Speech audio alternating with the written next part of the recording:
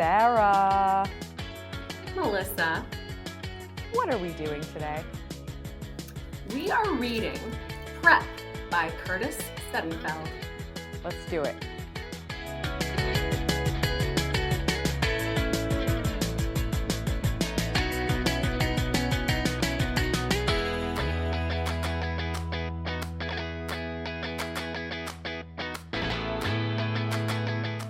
Sarah, I would be remiss if I didn't just open this episode by commenting on our matching denim. It's really just going to be something I'm fixating on today when I'm seeing you. But I love it. I'm a huge fan of denim, and without any preparation whatsoever, preparation, little reference to the book there maybe, we both wound up today here in denim. So thank you for inadvertently twinning with me today.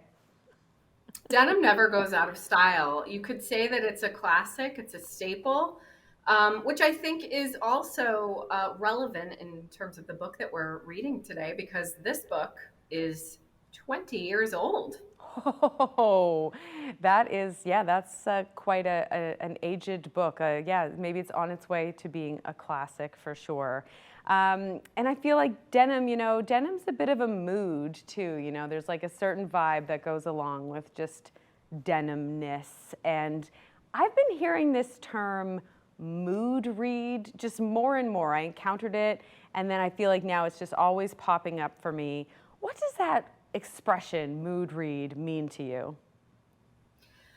For me, I really feel like mood read is another kind of timeless. We probably are unconscious of the kinds of mood reads that we find ourselves in. But, when you think about it, and I've talked about this before, you look at the different times of year and fall. Are we more likely to maybe read something a little spookier as we're getting into the Halloween season?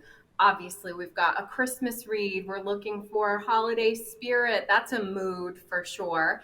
And then the term beach read is beach read for a reason. They tend to be lighter fare. They tend to be pulpier, maybe a little bit sexier, which, certainly in my book, summer is the sexiest season of them all. So it makes sense to have, a little sexy beach read. So I definitely am a big believer in a mood read, and I feel like it's something that really propels me. And when I even think about this year, because I am feeling kind of good, kind of confident about where I'm at this year, this year, I should say, for what I've been able to read, and kind of just the reading roller coaster I've been on, and I'm definitely thinking that mood is encouraging me and propelling me forward in my reading momentum, I guess you could say.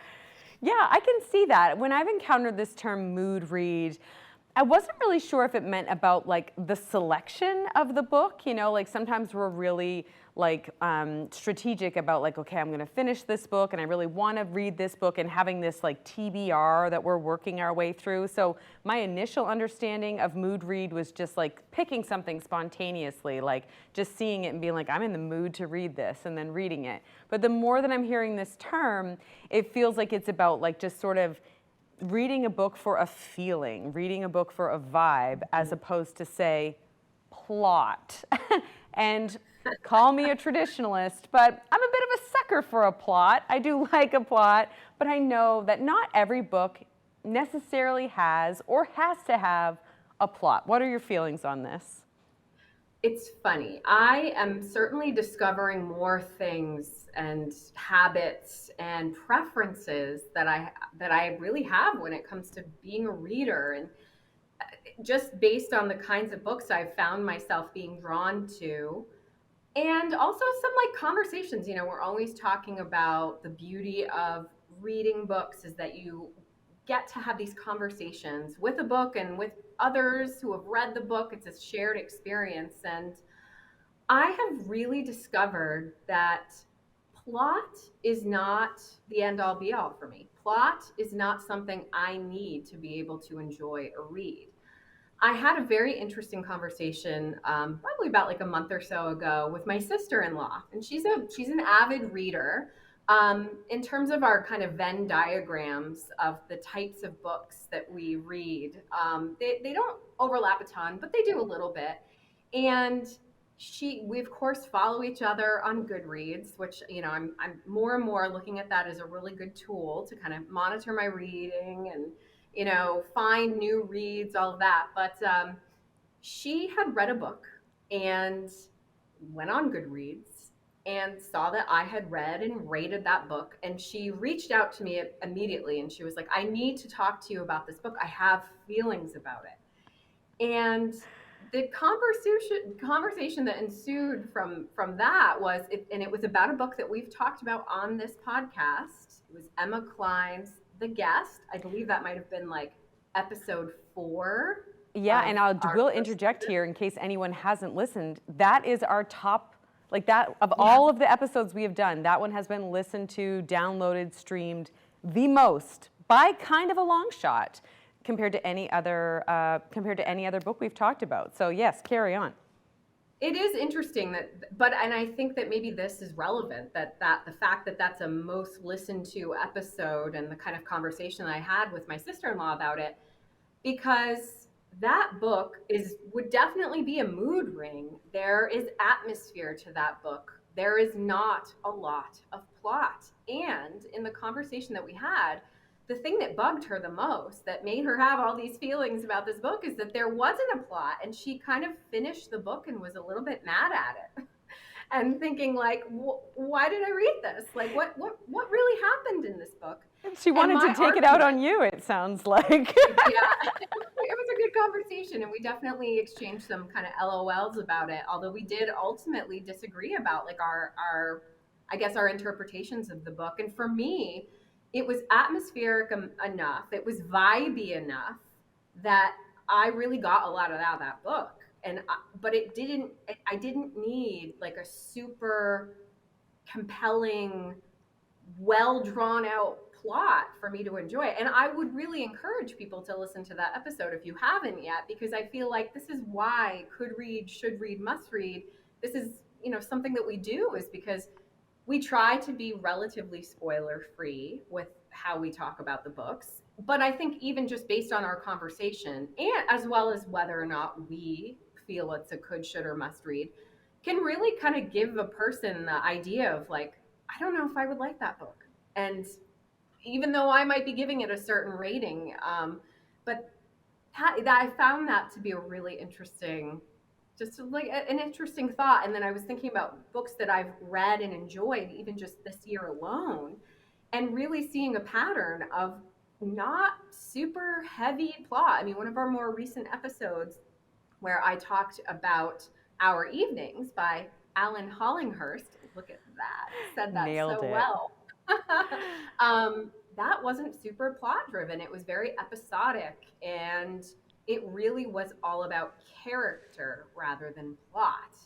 And I'm gonna do it again. I do it all the time, and it's either similar to whether or not a book has a plot or not. It's either gonna be endearing or it's gonna be alienating. But I'm gonna fall back again on my pop culture crutch and talk about The White Lotus, which I feel like, God, if you threw a rock at an episode of ours and I didn't mention White Lotus, my goodness, would there even be any episodes? But The White Lotus just finished their 3rd season. It's an HBO show. I absolutely love it. Not necessarily super plot driven. There is plot to it, but it is definitely far more focused on character and mood. And Mike White, who is the creator of the show, he is the writer of the show, he is the director of the show, he is the editor of the show. He is like a one-man band. He does all of it. Because normally it's like teams of people, but it's the Mike White show, truly. And he did an interview on the official White Lotus podcast about the show and people's feelings about it as a season, this particular season. And I'm going to give a little quote from him. And it's a bit of an abridged quote. It's a little bit spicy of a quote if you listen to the full thing, which I would recommend listening to that podcast as well as ours. But he says, there was complaining about how there's no plot. Part of me is just like, bro, this is a vibe. I'm edging you. Enjoy the edge. If you don't want to be edged, get out of my bed. Don't be a bossy bottom. And you know, it really spoke to me to the point where I actually sent that to you as soon as I saw it. And I was like, I'm going to send this to anyone who ever complains about there not being enough of a plot in a book that I really love. So that's my long winded way of saying, I don't need plot. Give me some good character. Give me some like really good kind of internal monologues and something that somebody's struggling with. And I'm all about it. So, Yeah, I can definitely feel myself shifting, right? That like yeah. I'm not looking for plot in a way that I was before. I'm not thinking of it in terms of like absence of plot being a critique or something like that. Like there's definitely more to just the reading experience or the experience of being immersed in something that has nothing to do with plot. But I too now will always default back to that quotation that you so kindly sent me. Thank you. It's a classic, much like jean That's jackets right. and much like, books that are maybe 20 plus years old. Well, let's get into. I'm hesitant to ask you certainly for a summary because generally speaking, that would involve discussing plot. So I'm going to maybe phrase it a little bit differently for this particular episode. But you and I actually, unexpectedly so, are on like a bit of a kick lately. And that kick is in relation to an author, and the author is Curtis Sittenfeld. And I had not really known much about this particular author. I knew about the book Romantic Comedy, which got a lot of attention. I think it was a Reese Witherspoon book club book. And, it's one of those books like the cover's striking and it shows up in sort of like the Bookstagram feeds rather often. I will admit that I assumed, and wrongfully, that Curtis Sittenfeld was a male writer. That's not true. But I really didn't know that there was much beyond her work than romantic comedy. And then you told me about a collection of short stories that she released this year in February of 2025, so a very new book called Show, Don't Tell. And I knew you were absolutely loving that book because you told me that you were like rationing it for yourself. Like you didn't want to just read it all, even though you were compelled to devour it. You were like restraining yourself because you wanted the experience of reading these stories to last. And the only time I think that I can relate to that is reading or listening to anything by Simon Rich, who also tends to like be more inclined to write short stories. And I have to like restrain myself because I want to just always be listening to them and I want them to always be new. So I can relate to that in relation to Simon Rich's writing as well. So I know that feeling. But you read Show, Don't Tell, and then I read Romantic Comedy, and then you read another book by her, I believe. Am I right? Well, the next book that I read was Prep. Okay. And there was a reason for that. And then I ended up at the same time that I picked Prep up from my local library. Shout out to the Killingly Public Library and our friends Claudette and Kim. That's right. But I also picked up another selection of short stories that was called You Think It, I'll Say It. Right. So I picked both of those books up at the same time and then read Prep. And then I just finished You Think It, I'll Say It like days ago. Right. And then as I was kind of like, it was almost like I had blinders on, and then these blinders just kept like broadening because she's also written like, and bestsellers too. Like, I don't know how this person was not more prominently on my radar. But Rodham, which was sort of like a retelling or a reimagining, I guess, of the life of Hillary Rodham Clinton. There was like loads of bestsellers that I had no idea existed. And as you've already referenced, spanning like the last 2 decades. So this person has been like prolifically writing and successfully so, but really you and I were both kind of consuming a lot of it all in a short amount of time, which isn't really common for us to be kind of doing on like a bit of a kick like that. So all of this to say, Prep was definitely nowhere on my radar. I have very little understanding of what it's about, what it deals with. Do you want to, and again, hesitating to use the word summary, but maybe give us a little window into what this book addresses? I like it. Well, I think that this is a book that you can summarize. It really is the account of a fictional character named Lee Fiora. and her experience attending a prep school in like the late 1980s, early 1990s is when it's set. There's no specific year ever mentioned in the book. So I found myself kind of like trying to figure it out just based on like pop culture references, which you know is a sweet spot for me anyway. But it really just goes from freshman year, first year, ninth grade, grade nine, all the way through grade 12 or senior year.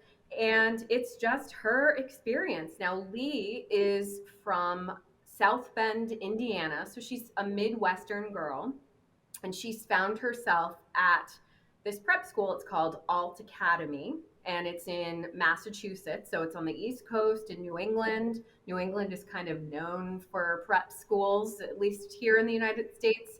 And, you know, it's a little bit of a fish out of water because while she is certainly, like, I would say solidly a middle class person, she definitely is not someone who would commonly be going to a school like Alt. She is surrounded by people who have very privileged upbringings and backgrounds. I mean, there's a whole group of boys that are referred to as bank boys in the book because all of their fathers work in and around, you know, banking, investment banking in New York City, and are like the wealthiest of the wealthy.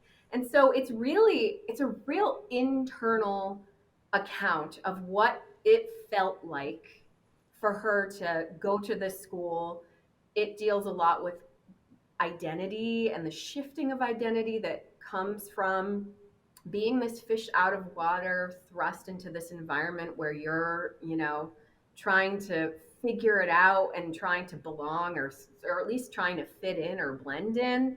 Um, and what I also enjoyed about it is it's told in retrospect. So it's told probably, I'd say, like maybe 10, 15 years after the fact. So it's a recollection. And so there's a lot of her looking back at who she was, decisions that she made, encounters that she had, and kind of reconciling, you know, maybe things that she should have done differently or would have done differently, or things that she learned from.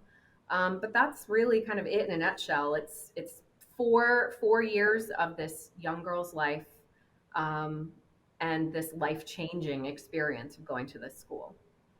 I feel like, you know, prep schools, private schools, boarding schools are fairly commonly used in books, movies, TV shows. I mean, Harry Potter is probably the most obvious one, I think, that anyone's mind would go to at this point.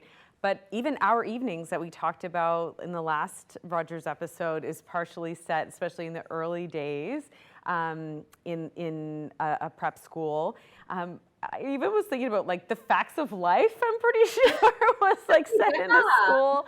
Like there's so many different examples of it. And I get it, right? Like I think that environment, sort of close quarters, kind of like a microcosm, sort of like this, like, I don't know, very tight-knit kind of quarters is a really great kind of setting for a variety of different creative realms. Can you talk a little bit about how that setting of the prep school worked in this case?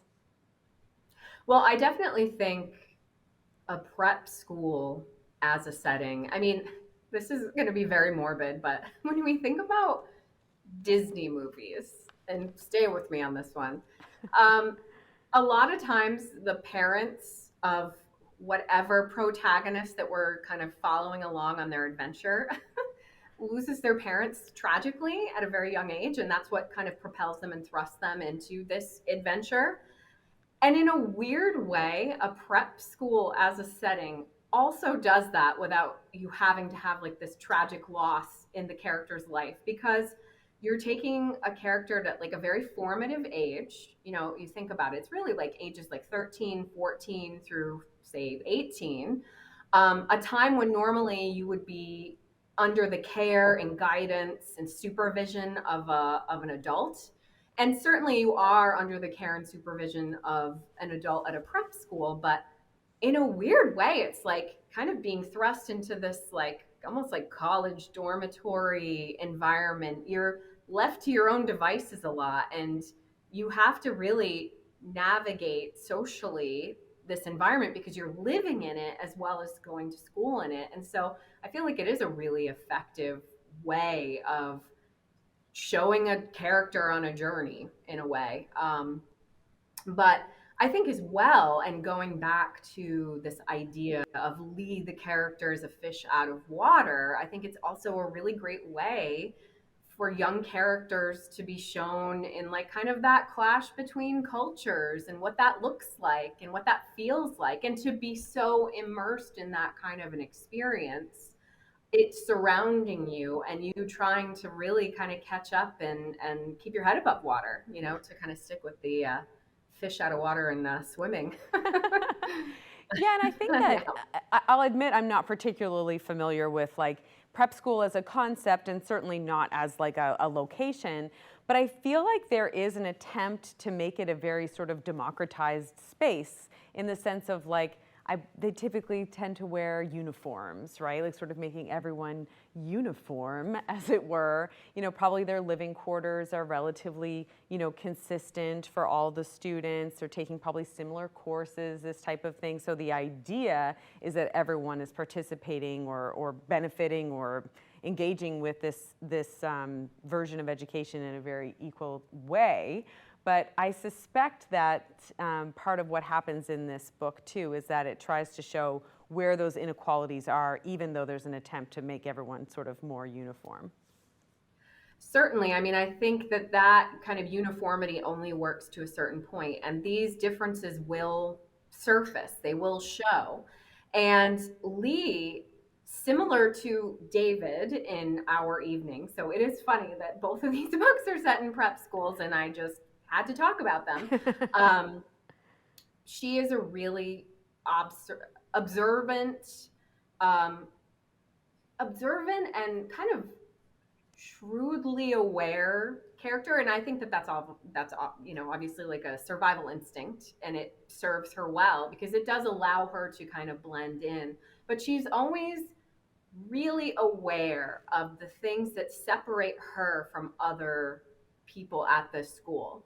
You know, she talks a lot about even like in the dormitories, you can tell which students are on scholarship because of their bedspreads. That the students who are from wealthier families tend to have, or at least the female students have floral bedspreads, where even in her first year, she had like kind of like a double-sided, solid colored comforter that she had. And she realized like, oh, this is something that will set me apart. And so she made sure that the next year when she went back for grade 10, she had a floral bedspread because it helped her blend in a bit more. And it's also in how the students are spending their weekends and breaks, because, you know, she lives quite far away from her family. And because her family is not super wealthy, she's not just going home on holiday weekends, she's staying at the school. And later on in the book, she does end up having a friend that she becomes very close to, and she spends a lot of time with that friend's family. But there's a, you know, she's staying at the school, and then she's hearing about all of her classmates going on ski trips and, you know, learning about where they're spending their summers. And they're like all of these little details that she's constantly pinging on all the time, that she's seeing the differences. She's seeing what sets her apart. And I would say that she struggles with it internally, if not in an exterior way. Like I think she's talented enough at kind of blending into her surroundings, that she doesn't kind of run that risk of like setting herself too much apart. And for the students who do, for the other kind of maybe scholarship students or students that are kind of from relatively similar backgrounds or situations as her, like some of those students don't make it. And she does. So I'm curious about how she ends up at this school, because it's funny you referenced about how like in Disney movies they sort of end up in these environments yeah. because of some like tragedy or something like that. But so how does it come to be that this girl is living in this prep school environment?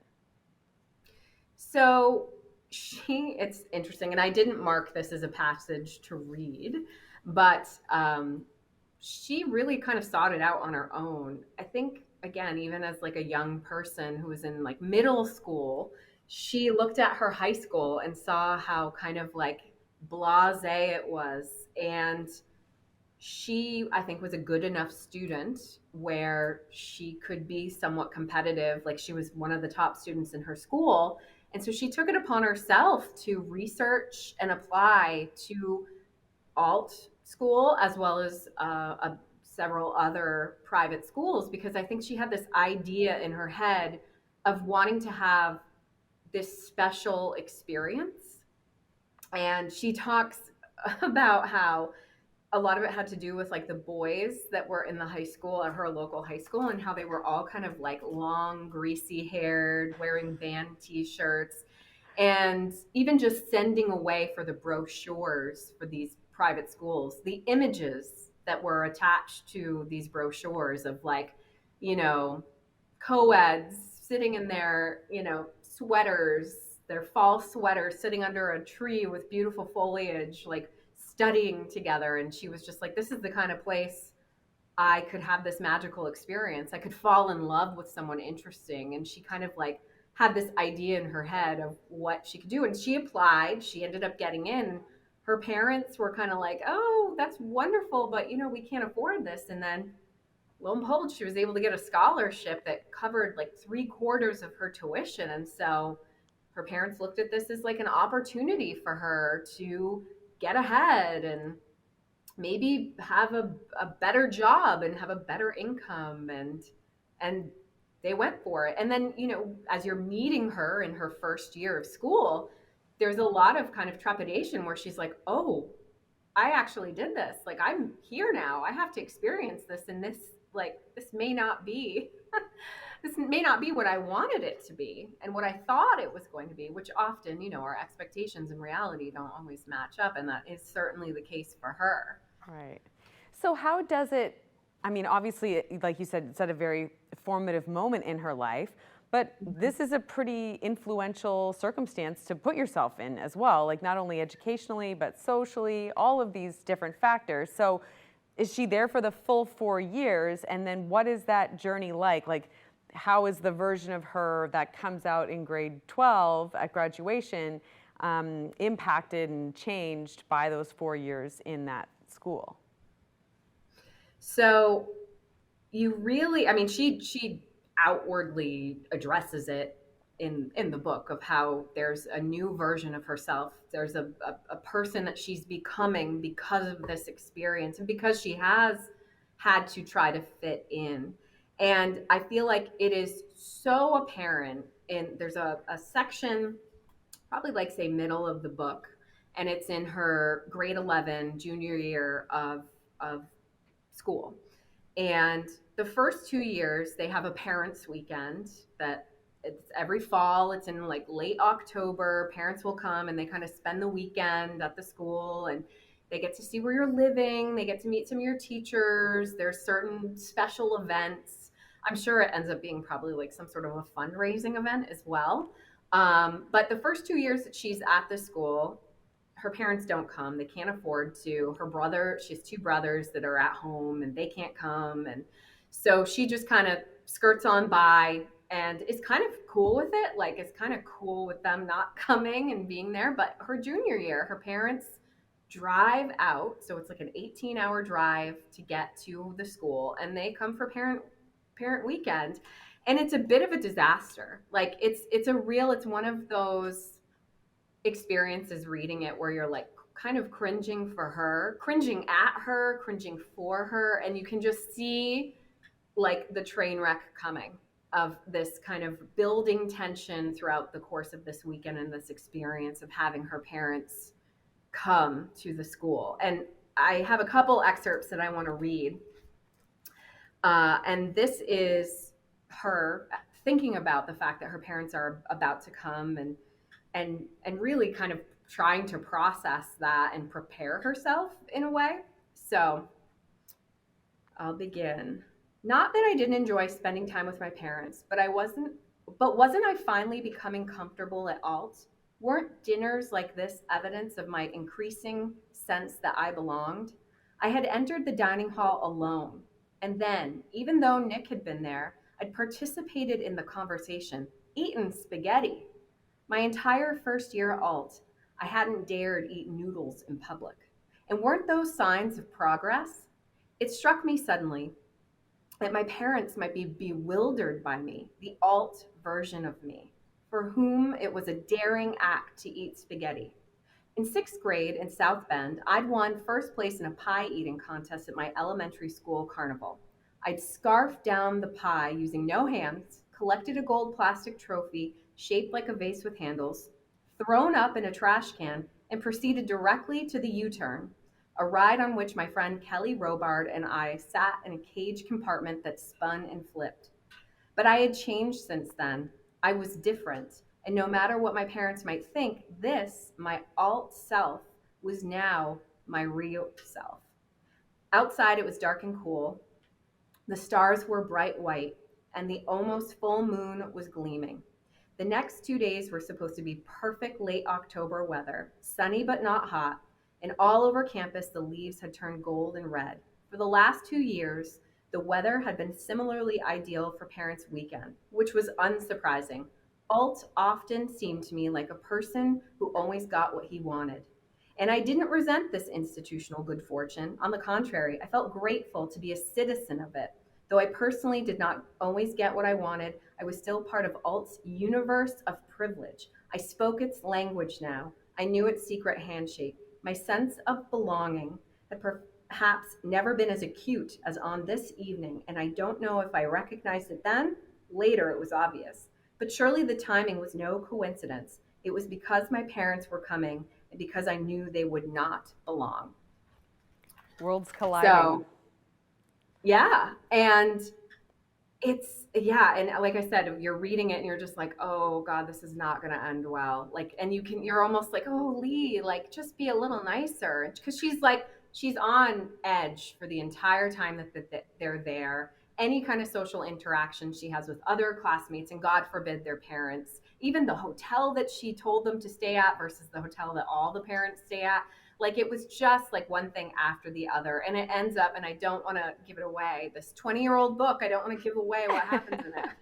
But it doesn't go well, and it's a really bad ending for this Parents' Weekend. But and I think I mentioned this to you in our preparation for this episode. We have a shared love of the Rachel incident, which we talked about last year on the podcast. And one of the things I really appreciated about that was it was her looking back. It was, and at her youth and this experience. And again, with Lee, it's the same feeling that I got. And you think about the age when, a student like this would be in a prep, like again, like ages like 13, 14 to 18, like everything is so big to you. Everything is so formative. It is where you do like get a lot of formation of your eventual identity starts happening. You become closer to your adult self by the experiences that you're having, and especially in a situation like that where you're completely immersed in an environment.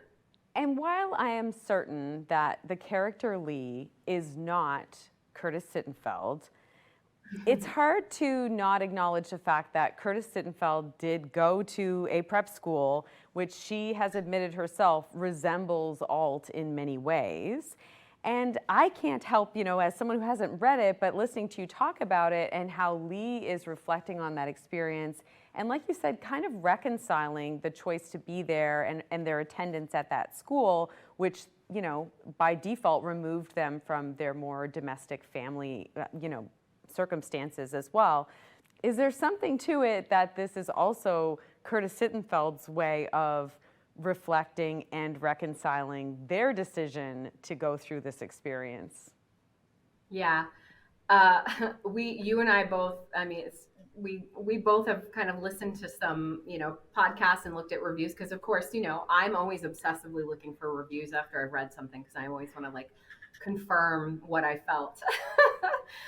Or get mad at like somebody that disagreed and is maybe insulting the lack of plot in something I really love. But so there was a really great BBC interview, which actually happened like not that long ago. I think it was when romantic comedy was released, but it was, looking at this book, because this was her first book. It was written in 2005, and she was, I think, 24 when she wrote it, which I'm like, wow, that's so young. And even to be able to have the amount of, I guess, I don't know, maturity to be able to look back and reflect on an experience like that at the age 24, because like I think about myself as like a 43-year-old and looking at myself at age 24, and there's like a real big canyon between those two people, and the maturity level and the ability to kind of reminisce and reconcile who I was and who I am. But yeah, she kind of says, yeah, this wasn't biographical, but I am from the Midwest, and I did attend a private school in New England. And I do think that something like this would have been a really great exercise in reconciling what that experience meant and what it felt like, and who you were when you went in, who you were when you left, who you are now, how it continues to shape you as a person. And I really love that actually about it. And one thing I do want to say is one of the reasons why I went directly to this book as opposed to reading any of her other books or even the other short story collection is because I had read Show Don't Tell, which just came out, as you said. And one of the short stories in that book is about Lee Fiora many years, like 30 years after her graduation. Oh, I And love so that. yeah. So I, of course, like I kind of got like little spoilers because like, but I had no idea what they meant. I didn't know who any characters were because I was just reading this little short story. But I really enjoyed that short story. And I thought, oh, her first book is actually that character, but it's a whole novel. And I was like, I want to read that. And I'm so glad that I did, because then even I want to go back and actually read that short story again, because I feel like I'll have an even better appreciation. I liked it to begin with, but I will have an even better appreciation because like maybe she's still reconciling, what that Yeah. experience is like. But now reconciling it as a middle-aged woman as opposed to a young woman. So yeah. I'd love, and this might happen as part of your like rereading of that story, but even just now thinking back, like, can you comment on even stylistic growth, or like obviously as a writer, 20 years is a long time. Could you still hear some of the same voice, or do you think, how has her writing progressed, changed, evolved from, a 24-year-old writing prep to a however old she is now? I should be able to do some kind of math here, but I won't. Writing that collection of short stories that just came out. So I would say she's probably like late 40s, maybe early 50s at this point. But I think what I appreciate, and really, I've I love it. And we kind of talked about this earlier. You mentioned it, the idea of finding an author and then just realizing that they have this whole like breadth of like books and items that then you can kind of interact with and absorb, and like how exciting that is when you find somebody who you really like their style. And what I find interesting, because I'm kind of reading things a little bit backwards, but reading Show Don't Tell, it really deals a lot with middle-aged women. I do think that she truly puts a lot of herself, or a lot of the people that she sees and are around her or she's encountered, into her writing. Because of course I'm middle-aged, woohoo for me. But it really, that collection of short stories really spoke to me, because as a middle class white woman who is middle aged, um, I was like, okay, yeah, I get this, and I appreciated it. And then kind of going backwards and then being able to kind of relate to some of the experiences, but seeing the difference and seeing the I guess the maturity, or the things that you focus on, or the things that seem to matter to you when you're young or younger versus what matters to you, or the things that surface as you go into like the middle age time of your life. You can see the differences. And then oddly enough, then reading this one, which was written in 2018, so like really kind of more like that like early 30s kind of person, I could see the difference in those short stories and the preoccupations of those stories. So really fascinating. So that's why like I think like it's been such an interesting experience to be able to read books set in different time periods of a woman who is not that unlike me and who I can relate to in a lot of ways, and seeing like their interpretation of these ages and stages of life, because they are distinct from one another, and mostly just in terms of like what the topics are and what the characters are really ruminating on. Because I would say a hallmark of her storytelling is that everything is really internal. There's a lot of like neuroses and like, you know, characters kind of like torturing themselves emotionally and mentally, which I mean, again, my bread and butter, totally up my alley. So, I have to say, like, having only read romantic comedy, I feel like we are talking about a totally different person. Like, it's kind of interesting to me that we are talking about the same author because, and I actually don't mean this as a criticism, I mean this as an observation. Romantic comedy read to me like 30 Rock or SNL fan fiction. Like it was so just trying to replicate that world in like uncanny ways that I think were deliberately on the nose, like for fans.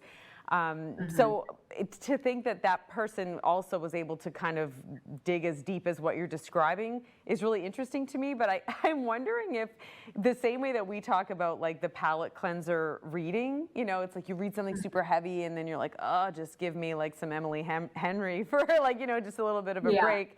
I wonder if that's her style for writing, is like, I'm going to pour myself into this really self-reflective, complex, emotional writing.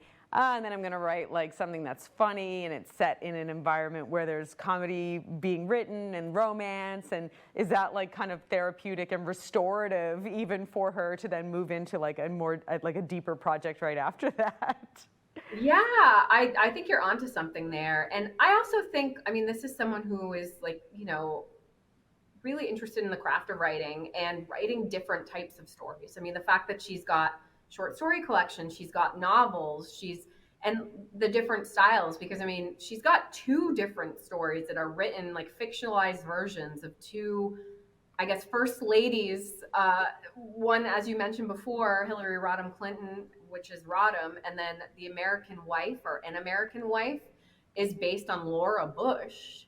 And so, like, almost like in a weird way, like, I don't know if you'd call that historical fiction. I don't know what you would call it, but and then like the idea of romantic comedy, and you know, I had heard of romantic comedy, didn't really think anything about it, and wasn't necessarily drawn to it. And like, I really only picked up Show Don't Tell because it was like once again on the library bookshelf of like new releases, and I was like, hey, that looks kind of cool. I'm gonna check it out. And then like as soon as I got it, I was like, oh wow, like I really love her writing. And then when I was kind of reading the blurb on romantic comedy, I was like, I don't really think I'm gonna read that. I mean, maybe I will eventually just to see it, and that's why I ended up going to prep, because I knew that there was that character that had been revisited in that collection. And so I really hope that you do read her one of or both of the short story collections, because I want to get your ideas, especially as someone who read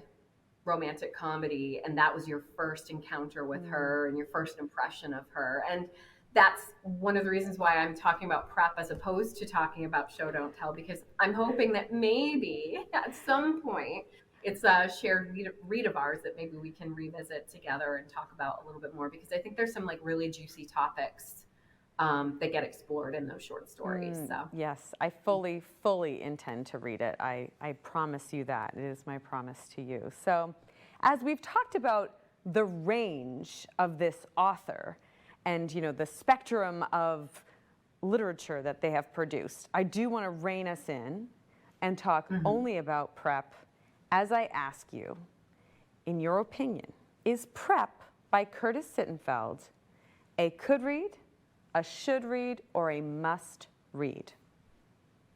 okay, this is always the question, Melissa.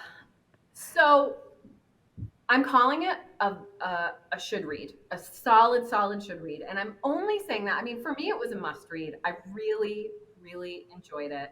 It spoke to me. But then kind of going back to way in the beginning of this episode and our conversations about mood reads and vibes and plot or lack thereof, I do feel like for a person who does really dig a plot, this would be more of a should read, because I think they should read it. You should read it. If you've ever had any interest in the experience of being a young girl in the formative time of her life in an environment that is not her own, and all of the emotions and hormones and social issues that kind of come with that, it's an interesting read. Like, it's well written. She's a very good writer, but I don't think it would be a must read for those people. For me, it was a must read, but I think for, like, if I'm looking at a general audience, I'm saying a should read.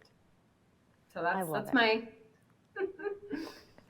Well, I appreciate your candor and your consideration for the listenership of this show, to appreciate the diversity and spectrum of those who listen to the show, to recognize that this is not a, one size fits all recommendation, but it does sound like a really cool book. And I think, I'm excited to expose myself to more Curtis Sittenfeld stuff based on our sudden and unexpected Curtis Sittenfeld shared kick this winter. So thank you so much for this call. Thank you for also wearing denim with me today. I think we're both rocking it, and I look forward to seeing you again soon. excellent. Bye. Bye.